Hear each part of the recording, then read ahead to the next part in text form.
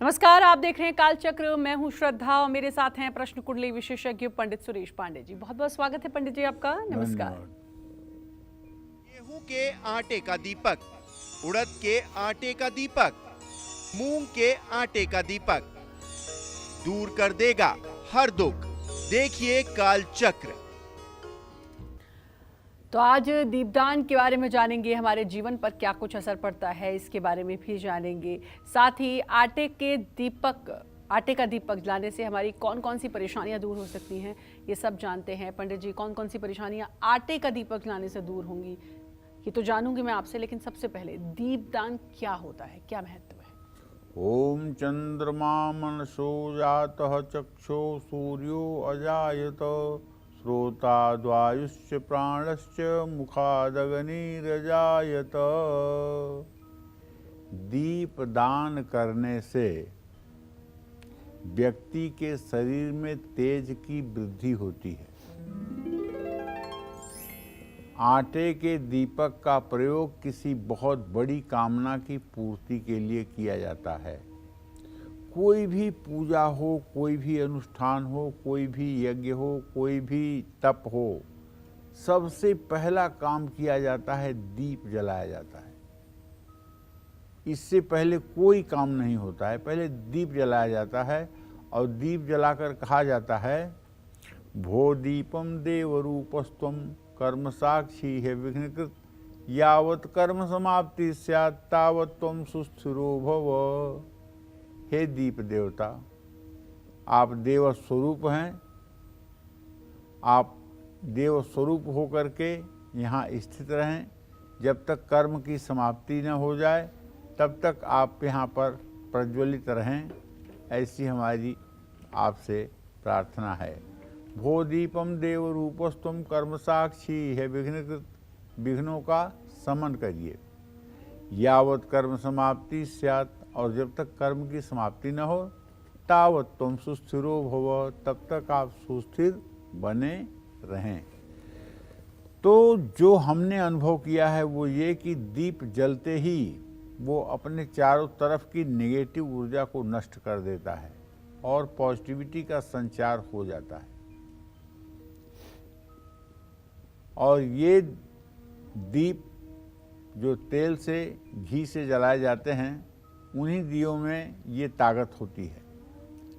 माँ अन्नपूर्णा का आशीष इस दीपक को मिल जाता है, गेहूं के आटे के दीपक को। और दूसरे दीपक की तुलना में आटे के दीप को शुभ और पवित्र माना गया है।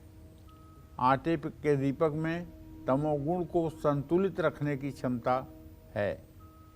गेहूं के आटे के दीपक से विवाद में विजय प्राप्त होती है। उड़द के आटे से बने दीपक से शत्रु पर सफलता मिलती है। मूंग के आटे से बने दीपक से परिवार में शांति आती है। और माँ दुर्गा, माँ काली, हनुमान जी, भोलेनाथ, श्री हरि विष्णु, श्री राम, श्री कृष्ण की पूजा में आटे का दीपक जलाने से हर मनोकामना पूर्ण होती है। कर्ज से मुक्ति, शीघ्र विवाह, नौकरी, रोग, संतान सुख, संपत्ति सुख, ग्रह कलेश, संपत्ति विवाद, कानूनी विवाद से मुक्ति के लिए आटे का दिया जरूर जलाना चाहिए। किसी भी प्रकार की साधना या सिद्धि में सफलता प्राप्त करने के लिए आटे का दीपक बनाते हैं। इसमें बत्ती डालकर प्रज्वलित करते हैं। धनतेरस के दिन घर में गेहूं के आटे का बना दीपक जलाने से परिवार के सदस्यों की आयु लंबी होती है। परिवार में सुख समृद्धि का वास होता है। आपने एक चीज गौर किया होगा,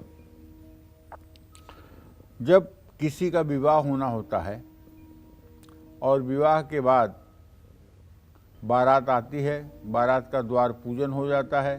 द्वार पूजन के बाद बारात फिर जनवासे में चली जाती है। उसके बाद में जब विवाह का कार्यक्रम शुरू होना होता है, लड़की मंडप में आती है, गणेश, गौरी, कुबेर, अरेमा की पूजा करती है। और पूजा करने के बाद वर पक्ष से उसे वस्त्र और गहने मिलते हैं। उसके बाद वो गुप्तागार में चली जाती है, अर्थात अंदर अपने घर में चली जाती है। उसके बाद लड़के को बुलाया जाता है।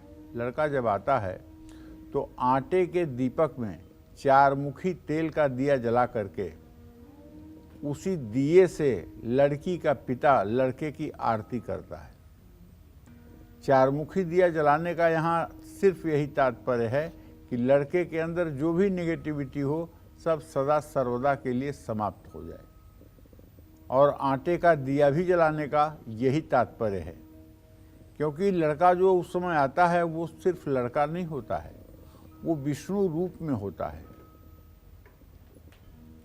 हमारे यहाँ सनातन धर्म में विवाह में आए हुए वर को विष्णु स्वरूप मानते हैं। इसीलिए तो जिस परात में लड़के का पैर धोया जाता है उसी पानी से लोग हाथ भी धो लेते हैं और उसी पानी को पवित्र मानकर माथे पर लड़के के चंदन भी लोग लगा देते हैं। तो कहने का तात्पर्य ये है,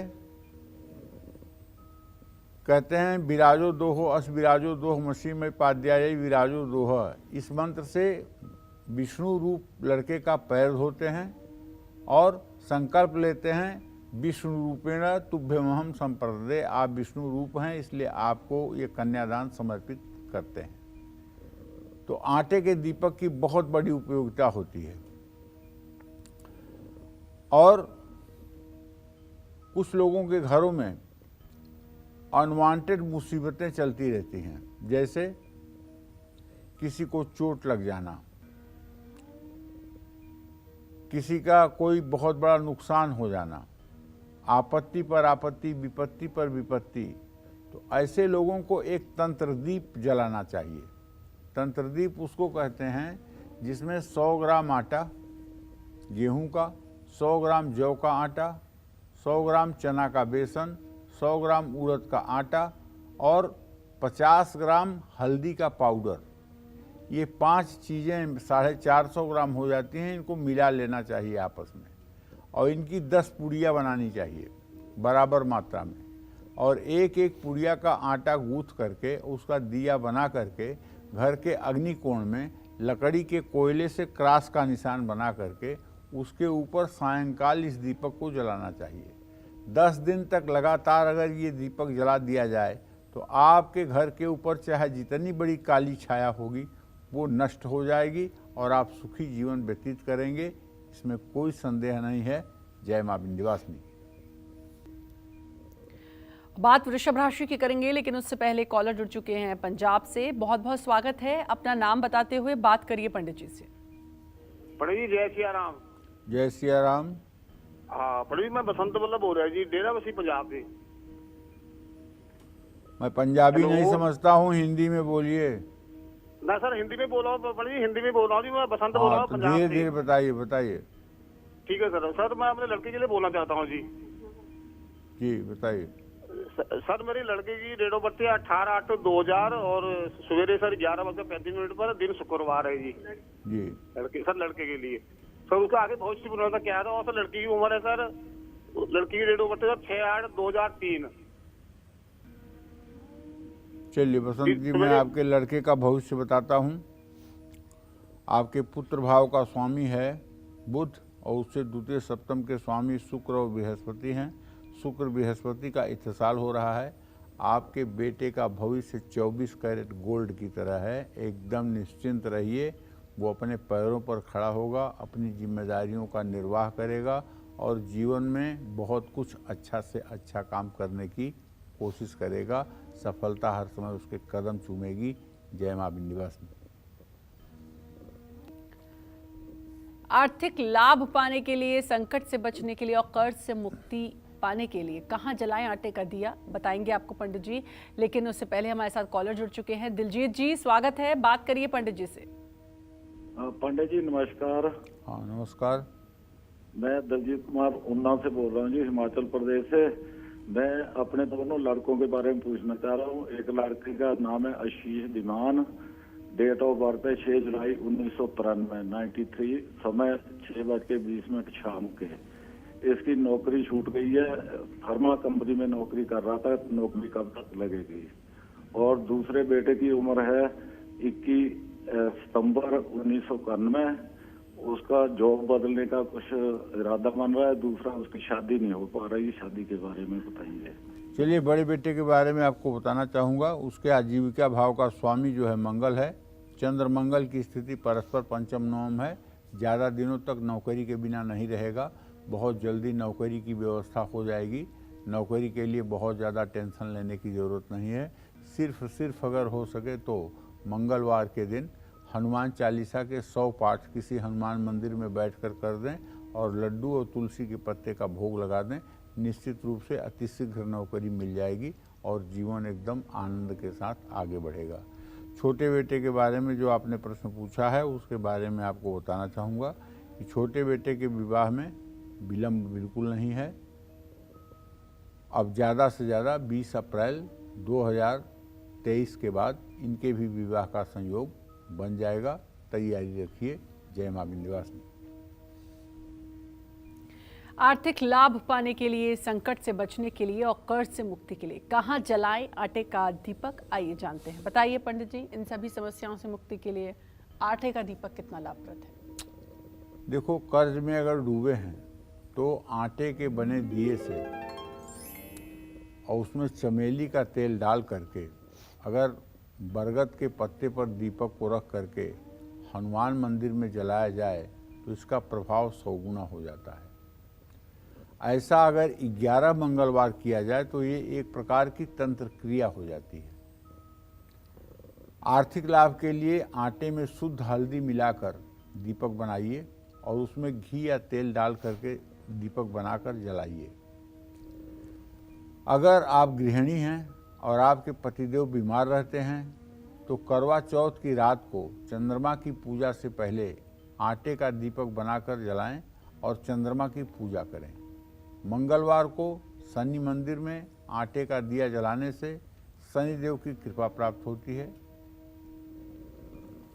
जीवन में अचानक कोई संकट आ जाए तो हनुमान जी के मंदिर में बढ़ते हुए क्रम में आटे का दीपक जलाना चाहिए। जैसे आज 1 दिया, कल 2 दिया, परसों 3 दिया, 7वें दिन 7 दिया, फिर 8वें दिन 6 दिया, 9वें दिन 5 दिया, 10वें दिन 4 दिया। ऐसे बढ़ते और घटते हुए क्रम से दीपक हनुमान जी के मंदिर में जलाना चाहिए। देखिए, हनुमान जी कलयुग के प्रत्यक्ष देवता हैं और मैं अच्छी तरह से ये विश्वास के साथ कह सकता हूँ, जब भी कोई व्यक्ति कहीं भी हनुमान जी को याद करता है तो हनुमान जी किसी न किसी रूप में मदद करने के लिए इस कलयुग में आ ही जाते हैं। चाहे वो बच्चे के रूप में आएँ, चाहे वो वृद्ध के रूप में आएँ, किसी न किसी रूप में आपकी मदद करने के लिए जरूर आ जाते हैं। इस धरती पर कोई ऐसा पैदा नहीं हुआ माई का लाल जो ये कहे कि मैंने हनुमान को पुकारा और हनुमान आए नहीं। ये किसी के अंदर सामर्थ्य नहीं है कहने की। हाँ, आपने पुकारा ही नहीं होगा तो आएंगे कैसे? वो तो प्रभु श्री राम के भजन में बैठे रहते हैं। जब तक आप उन्हें पुकारेंगे नहीं, जब तक उनकी समाधि टूटेगी नहीं, तब तक वो आएंगे कैसे? लेकिन इतनी विश्वस्तता के साथ आपसे ये कह रहा हूँ कि हनुमान जी को अपना सर्वस्व समझने वाला व्यक्ति, हनुमान जी को अपना सर्वस्व मानने वाला व्यक्ति जब कभी भी कहीं भी संग्राम में, शत्रुओं के बीच में, अर्धरात्रि में, श्मशान में, एकांत में, जहाँ भी हनुमान को याद करता है, हनुमान जी आकर के उस कार्य को तत्क्षण सिद्ध करते हैं। इसमें तनिक भी संदेह नहीं है। जय मां विंध्यवासिनी। और बात मिथुन राशि की करेंगे, लेकिन उससे पहले कॉलर जुड़ चुके हैं बेगूसराय से प्रमोद जी। प्रमोद जी, स्वागत है, बात करिए आप पंडित जी से। जय मां विंध्यवासिनी बाबा। जय मां विंध्यवासिनी। बाबा 39 साल मेरा उम्र है। व्यवसाय के बारे में बताएं जिससे मेरा आर्थिक स्थिति बढ़िया हो। चलिए प्रमोद जी, मैं आपको बताना चाहूँगा कि आपके व्यवसाय भाव का स्वामी बुध है जो बृहस्पति से इत्तेसाल कर रहा है। व्यवसाय आपको कपड़े का करना चाहिए, व्यवसाय आपको कागज़ का करना चाहिए, व्यवसाय आपको प्रिंटिंग प्रेस लगा करके करना चाहिए और व्यवसाय आपको लकड़ी के फर्नीचर का करना चाहिए। इन व्यवसायों में से कोई भी व्यवसाय अगर आप करेंगे तो उसमें आपको सफलता मिलेगी, इसमें कोई दो राय नहीं है।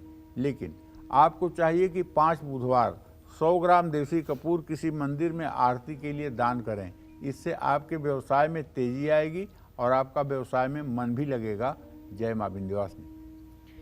और मिथुन राशि वालों को थोड़ा सा इंतजार और करना होगा। एक और कॉलर है मध्य प्रदेश से, माखन लाल जी, बहुत बहुत स्वागत है, बात करिए पंडित जी से।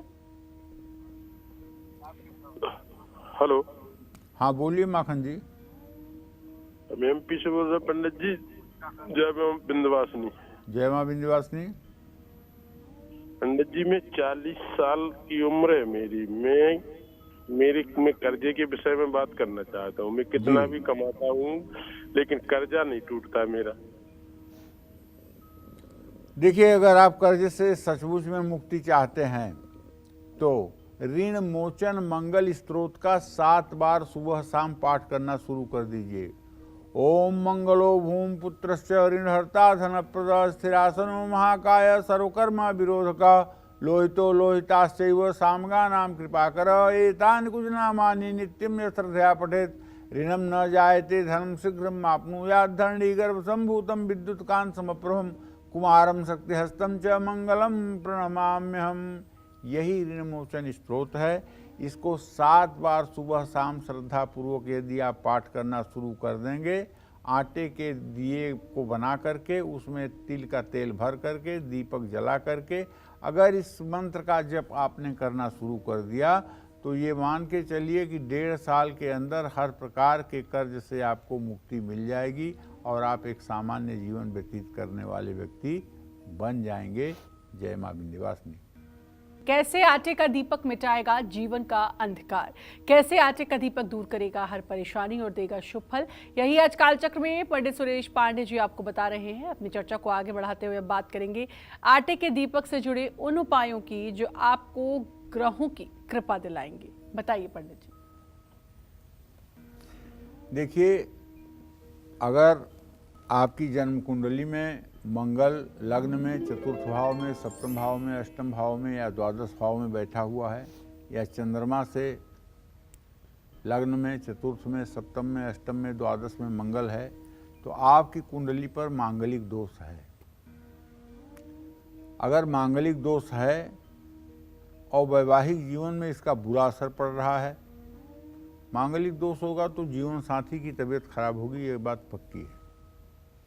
और पति पत्नी के अंदर सामंजस्य ठीक नहीं होंगे, लड़ाइयाँ बेवजह होती होंगी, पति पत्नी में से किसी के एक के अस्वस्थ होने की संभावना बढ़ जाती है। ऐसे में मंगलवार को आटे का पंचमुखी दीपक बनाकर उसमें सरसों का तेल डालकर हनुमान मंदिर में जलाना चाहिए और वहीं बैठकर हनुमान चालीसा का पाठ करना चाहिए। परिवार का कोई सदस्य किसी कारण से विदेश में अगर फंस गया है तो 43 दिनों तक अपने पूजा स्थान में आटे का दीपक सरसों के तेल के द्वारा जलाने से, उस व्यक्ति के नाम से हनुमान चालीसा का पाठ करने से उस व्यक्ति का बंधन छूटता है। यह 7 बार पाठ कर जोई छूटे बंदी महासुख होई। ये तुलसीदास जी ने हनुमान चालीसा में लिखा है कि हनुमान चालीसा का 100 पाठ अगर कर लिया जाए तो चाहे जितना बड़ा बंधन हो वो बंधन कट जाता है, चाहे व्यक्ति जेल में हो और चाहे व्यक्ति किसी के द्वारा अपहरित हो। लेकिन संशोधन इसमें ये करना चाहूँगा, तुलसीदास जी ने तो लिख दिया कि यह 7 बार पाठ कर जोई छूटे बंदी महासुख होई, लेकिन अब हमारे शास्त्र की आज्ञा है कलौ चतुर्गुणा प्रोक्ता। कलयुग में 4 गुना करने से वही फल प्राप्त होता है जो अन्य युगों में 1 बार करने से फल प्राप्त होता था। सतयुग, त्रेता, द्वापर, इन तीनों युगों में अगर 1 बार राम कहने का जो फल प्राप्त होता था वो कलयुग में 4 बार राम कहने का फल प्राप्त होगा। 4 बार कहेंगे तब फल प्राप्त होगा।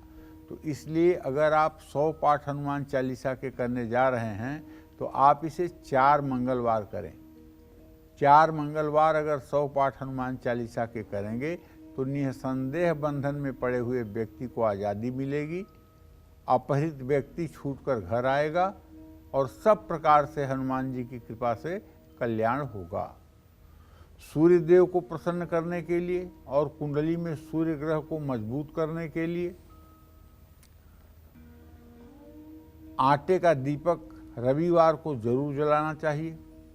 आप सोच रहे होंगे कि सूर्य ग्रह सूर्य ग्रह क्या करता है? अरे सूर्य एक ऐसा ग्रह है, बताऊं आपको, कि आपके कुंडली में सारे ग्रह उच्च के हों, सारे ग्रह राजयोग कारक हों और सारे ग्रह बहुत अच्छे बैठे हों, लेकिन इकलौता सूर्य अगर तुला राशि के 10 डिग्री पर हो तो ऐसे व्यक्ति को भीख मांग करके ही आजीविका चलानी पड़ती है। सारे ग्रहों का राजयोग धरा का धरा रह जाएगा, अकेला सूर्य सारी चीजों को खत्म कर देगा। वो राजभंग योग पैदा करता है। तो इसलिए सूर्य का महत्व तो बहुत है। जिसकी कुंडली में सूर्य मजबूत नहीं है, उसका आत्मविश्वास मजबूत नहीं है, वो व्यक्ति अपनी बात किसी से नहीं कह पाता है, अपनी सच बात को भी जोरदार ढंग से प्रस्तुत नहीं कर पाता है, आता हुआ विषय भी भूल जाता है। तो सूर्य का मजबूत होना तो बहुत जरूरी है, और अगर सूर्य मजबूत नहीं है तो सूर्य की उपासना करनी चाहिए। इसीलिए सनातन धर्म में सूर्य उपासना अनिवार्य की गई है। प्रातः उठिए, नहाइए, सूर्य को अर्घ दीजिए, प्राणायाम करिए, गायत्री मंत्र का जप करिए। मतलब इतनी क्रिया हर सनातन धर्मी के लिए आवश्यक है। ये अलग बात है कि हम कर रहे हैं कि नहीं कर रहे हैं, लेकिन करने के लिए आवश्यक बताया गया है हर सनातन धर्मी स्त्री पुरुष को। तो सूर्य का मजबूत होना जीवन में सफलता के लिए बहुत बहुत बहुत आवश्यक है। जिस व्यक्ति का सूर्य मजबूत होगा उसके चेहरे पर आत्मविश्वास दमदमाता होगा। ऐसे व्यक्ति से लोग बात करने के लिए आतुर रहेंगे, ऐसे व्यक्ति के सानिध्य में लोग रहने के लिए आतुर रहेंगे। और यदि सूर्य गड़बड़ है, सूर्य पीड़ित है, तो ऐसे व्यक्ति के चेहरे से नकारात्मक ऊर्जा निकलती है। ऐसे व्यक्ति की बॉडी लैंग्वेज थकी हुई होती है। ऐसा व्यक्ति किसी को प्रभावित नहीं कर पाता।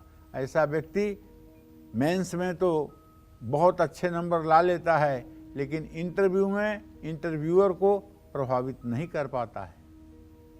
इसलिए सूर्य की आराधना परम आवश्यक है। शुक्र ग्रह को प्रसन्न करने के लिए चावल के आटे का दीपक या नारियल का जो खोल होता है, ज़्यादा अच्छा होगा नारियल का खोल, उसमें दीपक जलाना चाहिए। तो ये महालक्ष्मी की कृपा भी दिलाएगा और हर प्रकार से कल्याणकारी भी होगा, इसमें कोई दो राय नहीं है। जय मां विंध्यवासिनी। आटे का दीपक कहाँ जलाने से घर का वास्तु दोष दूर हो सकता है, साथ ही कहाँ आटे का दीपक जलाने से आपको तरक्की और सम्मान भी मिल सकता है, आइए जानते हैं पंडित जी से। बताइए पंडित जी। देखिए, घर में तुलसी के पौधे के पास आटे का दिया जलाने से घर में वास्तु दोष दूर हो जाता है, घर का वास्तु दोष दूर हो जाता है। तुलसी मैया तो वैसे ही सारे दोषों को दूर कर देती हैं। जिस घर में तुलसी का पौधा न हो, जिस घर में थोड़ा सा गंगा जल न हो, जिस घर में रामचरितमानस न हो, जिस घर में श्रीमद् भगवद गीता न हो, जिस घर में स्फटिक का श्रीयंत्र न हो, और जिस घर में शिवलिंग न हो, जिस घर में शालिग्राम न हो, जिस घर में दक्षिणावर्ती शंख और बजने वाला शंख न हो, जिस घर में घंटी न हो, वो भी कैसा सनातन धर्मी का घर है जी? वो घर थोड़ी है।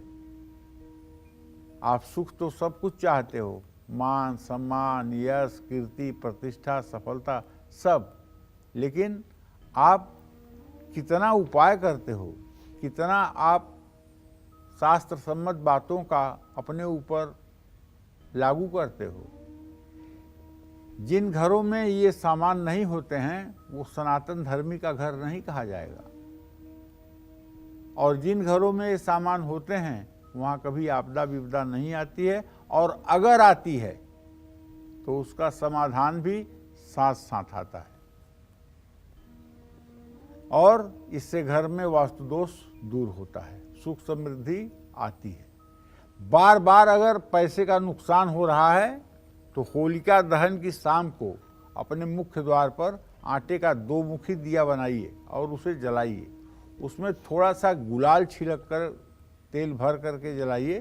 तरक्की मान सम्मान की प्राप्ति के लिए 21 शनिवार हनुमान जी के मंदिर में चौमुखा आटे का दिया सरसों का तेल डाल करके जलाइए।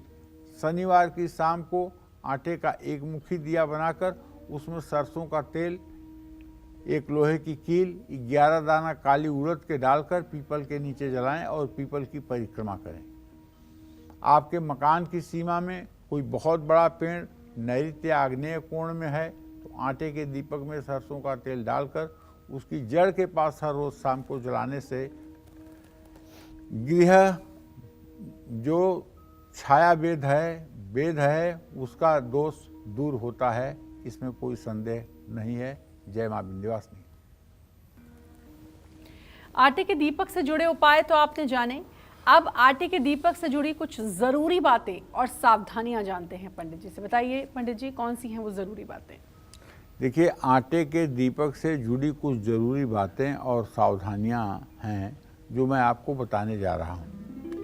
आटे के दीपक के लिए हमेशा ताज़ा आटा ही गूंथें।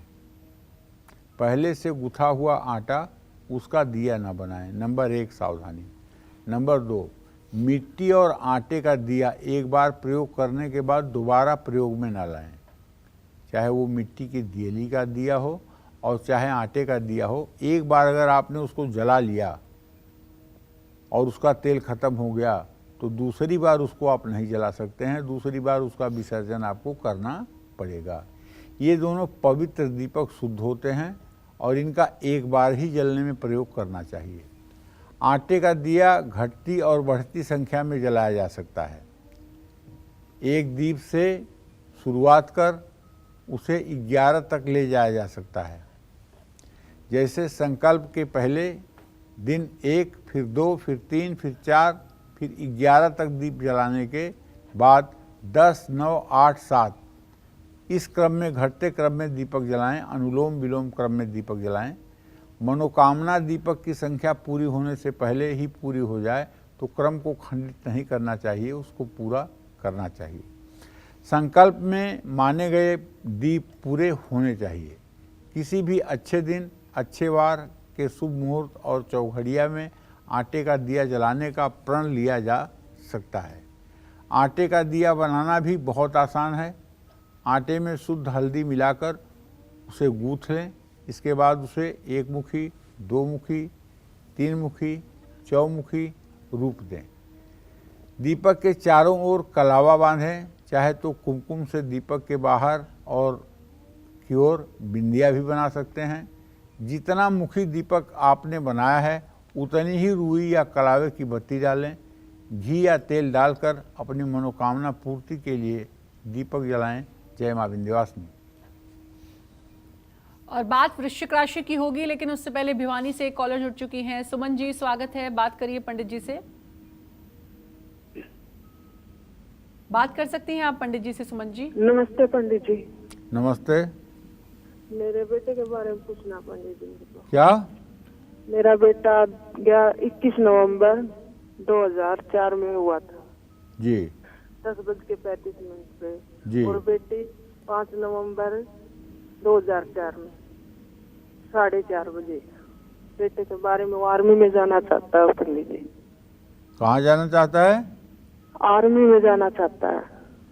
चलिए, मैं बताना चाहूँगा कि आपके पुत्र भाव का जो स्वामी है वो तो है सूर्य, उससे 10म भाव का स्वामी मंगल और सूर्य। मंगल और सूर्य दोनों सप्तम हैं। आर्मी में जाने की मनोकामना पूरी हो सकती है। आर्मी में जाने के लिए थोड़ा सा प्रयास करें, फिजिकल और वर्क करें। शारीरिक कमजोरी दिखाई दे रही है, लेकिन आर्मी में जाने का सपना इनका पूरा हो सकता है। और एक और कॉलर हमारे साथ जुड़ चुके हैं कोलकाता से। मोहन जी, बहुत बहुत स्वागत है, बात कर सकते हैं आप पंडित जी से। प्रणाम पंडित जी। हाँ, सदा सुखी रहिए। पंडित जी, हम अपना लड़का के बारे में जानते हैं जिसका नाम सिद्धांत है। 3/10/1997 को जन्म 11:15 पर हुआ है जी रात को।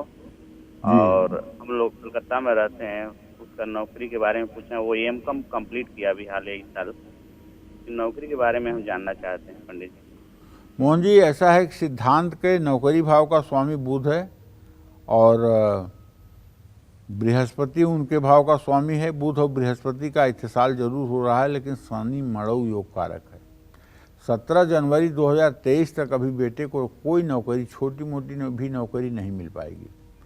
17 जनवरी 2023 के बाद नौकरी का योग बनना शुरू होगा, जो मार्च, अप्रैल, मई तक फलीभूत होगा। यम काम कर लिए हैं तो उनसे कहिए बैंकिंग और इंश्योरेंस के फील्ड में अपनी नौकरी सर्च करें, उसी में इनको सफलता मिलेगी। जय मां विंध्यवासिनी। और बात मकर राशि की करेंगे, लेकिन उससे पहले बिहार से कॉलर जुड़ चुकी हैं। अंजलि जी, बहुत बहुत स्वागत है, बात करिए पंडित जी से। जी पंडित जी प्रणाम, मैं अंजनी कुमारी जोर से बोलो अंजलि। जी अंजनी। अंजनी, थोड़ा अंजनी। तेज बोलिए प्लीज आप। अंजनी कुमारी बोल रही हूँ पंडित जी, प्रणाम। माफ करिए अंजनी जी, आपकी आवाज ठीक से नहीं आ रही है। और देवरिया से एक कॉलर जुड़ चुकी हैं। प्रवीणा जी, बहुत बहुत स्वागत है, बात करिए पंडित जी से। पंडित जी प्रणाम। खुश रहो बेटा। जी मेरे 2 बच्चे हैं, एक लड़की और एक लड़का। लड़की का नाम श्रेया पांडे है, जो 23 अप्रैल 2007 में हुई है रात में। उसके भविष्य के बारे में किस क्षेत्र में अच्छा कर पाएगी। और बच्चे का नाम श्रेयांश पांडे है, 29 सितंबर 2008 का उसका जन्म है। चलो, उन दोनों के बारे में जानना चाहते हैं। बेटी के भाव का स्वामी शनि है और उससे द्वितीय द्वादश के स्वामी शनि और चंद्रमा हैं। शनि और चंद्रमा का इत्तेसाल बृहस्पति के साथ हो रहा है। बेटी का भविष्य तुम्हारे बहुत अच्छा है और मैं तो चाहूँगा कि उसे आप टेक्निकल फील्ड में ले जाओ। अभी तो वो 17 साल की हो रही है, उसे आप टेक्निकल फील्ड में ले जाओ। टेक्निकल फील्ड में IIT कराने की भी कोशिश करो, और अगर IIT नहीं हो पाता है तो किसी सामान्य इंजीनियरिंग कॉलेज में उसकी पढ़ाई करवाओ, IT कंप्यूटर से उसकी पढ़ाई करवाओ। निश्चित रूप से उसकी आजीविका अच्छी होगी और सुखी जीवन व्यतीत करेगी। श्रेयांश के बारे में जो प्रश्न आपने किया है तो मैं बताऊंगा, जनवरी 2023 के बाद आपके बेटे के अंदर बड़ा चमत्कार देखने को मिलेगा और पढ़ाई लिखाई के प्रति काफ़ी गंभीर होकर के और काफ़ी कुछ इसके अंदर आपको सकारात्मक सुधार होते हुए दिखाई देंगे। जय मां विंध्यवासिनी। बोलते हैं झूठ तो सावधान हो जाए, क्यों, ये बताएंगे आपको पंडित जी, लेकिन उससे पहले कॉलर हमारे साथ जुड़ चुकी हैं शोभा जी लुधियाना से। शोभा जी स्वागत है, बात करिए पंडित जी से। प्रणाम पंडित जी। हाँ, सदा सुखी रहिए शोभा जी। पंडित जी, मैं अपने बेटे के बारे में पूछना चाहती हूँ जी। मेरे बेटे की जन्म तारीख है 1985 जी। 10 अगस्त जी। रात के 2:30 बजे के 3 बजे के बीच में है पंडित जी। जी। पंडित जी, मैं उसकी नौकरी के बारे में पूछना चाहती हूँ। उसकी नौकरी अच्छे से नहीं लग रही कोई। शोभा जी, आपके पुत्र भाव का स्वामी बुध है और उससे दशम भाव का स्वामी बृहस्पति है। बुध बृहस्पति का इत्तेसाल जरूर हो रहा है, लेकिन शनि मड़ऊ योग कारक है। 37 साल का बेटा हो गया, करियर में अभी स्टेब्लिश नहीं हो पाया है। आपको बताऊं कि इनके लिए शनि का जोरदार उपाय करिए। शनिवार की शाम सरसों के तेल के 19 दिए पीपल के पेड़ के नीचे जलाइए और हर दिए के पास एक पान का पत्ता, एक बतासा और 1 रुपए का सिक्का रखिए और 7 परिक्रमा पीपल की बेटे से करवाइए। ये उपाय 7 शनिवार करवाइए, तब जाकर के इनकी आजीविका ठीक ढंग से हो सकती है। जय मां विंध्यवासिनी। झूठ बोलते हैं तो हो जाएं सावधान। झूठ बोलना आपके लिए कितना महंगा साबित हो सकता है, आइए जानते हैं। बताइए पंडित जी, कुछ लोगों की आदत होती है बात बात पे झूठ बोल देने की, कितना महंगा साबित हो सकता है? कबीरदास जी कहते हैं कि सांच बराबर तप नहीं, झूठ बराबर पाप, जाके हृदय साच है ताके हृदय आप। झूठ सांच बराबर तप नहीं, सच्चाई के बराबर कोई तपस्या नहीं है और झूठ के बराबर कोई पाप नहीं है। जिसके मन में सच्चाई बसती है उसके मन में भगवान बसते हैं, इसमें कोई दो राय नहीं है। कबीरदास जी एक उच्च कोटि के संत थे और कबीरदास जी ने जो कुछ भी कहा है वो मानव जीवन के लिए अमृत के समान लाभकारी है। चंद्रमा, बुध और केतु कुपित होने पर व्यक्ति झूठ बोलेगा या जिसके द्वितीय भाव में पापक ग्रहों की स्थिति हो तो ऐसा व्यक्ति झूठा होता है। इससे प्रतिष्ठा और भाग्य दोनों का नुकसान होता है। बुध अगर कमजोर होगा तो व्यक्ति अपनों की को से भी झूठी कसम खाएगा कमजोर बुध सभी भावनाओं को परे रखकर झूठ बुलवाता है। केतु ऐसा झूठ बुलवाता है जिससे व्यक्ति का झूठ जल्दी ही सभी के सामने आ जाता है। खराब केतु और मंगल ज़्यादा झूठ बोलने पर मजबूर करते हैं। मंगल केतु बुध का संबंध द्वितीय भाव पर होने पर आदमी झूठा हो ही जाता है। झूठ बोलने को आदत बना लेते हैं। राहु और शनि के कारण आपको सच पता होते हुए भी आप जानबूझकर झूठ बोलने पर मजबूर हो जाते हैं। राहु जब किसी व्यक्ति पर बुरा असर डालेगा तो जरा से फायदे के लिए व्यक्ति ऐसा झूठ बोलेगा जिससे दूसरों का नुकसान भी हो सकता है। शनि हमेशा षड्यंत्र से भरा झूठ बोलने पर मजबूत करवाएगा। शनि के प्रभाव से व्यक्ति इधर उधर की बात करना शुरू कर देता है। जिनकी कुंडली में बृहस्पति और चंद्रमा कमजोर हैं वो ना चाहते हुए भी झूठ बोल देते हैं। मंगल बिना किसी कारण के ही झूठ बोलने की आदत डाल देता है और मंगल ज़्यादा खराब हो तो व्यक्ति चोरी भी करने लगता है। जय मां विंध्यवासिनी। तो पंडित जी, आज आपने बताया एक तो झूठ बोलने की आदत कितनी ख़राब होती है, कौन कौन से ग्रहों से प्रभावित होते हैं। दूसरा, आटे का दिया कितना हमारे लिए महत्वपूर्ण है। अपना समय दिया उसके लिए आपका बहुत बहुत धन्यवाद। नमस्कार।